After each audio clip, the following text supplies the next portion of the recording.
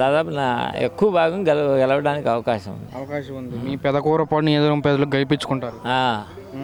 సరే, వైసీపీకి అయితే అవకాశం ఇయ్యరు అంటే చేసిన పనులు బట్టే కదా. అంతే. దాన్ని వైసీపీ సరిగ్గా చేయలేదు అయితే. సరిగ్గా చేయలేదు. చంద్రబాబు వస్తే అన్నీ వస్తాయి. రావచ్చు అనుకుంటున్నాం. కొన్ని చేశాడు కదా అంతకుముందు. ఫస్ట్ డెవలప్మెంట్ కావాలిగా.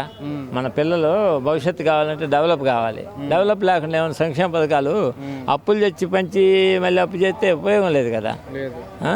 ఎంతో కొంత ఇది చేయాలి, అది చేయాలి. రెండు ఉంటేనే కదా డెవలప్మెంట్. రెండు ఇటువైపు ఉన్నాయి. మద్యపాన నిషేధం అన్నాడు, వేర్లై పారుతుంది. 50 రూపాయలు కల్తీ కళ్ళు, 60 రూపాయలు, 150 రూపాయలు అది కల్తీ కళ్ళు.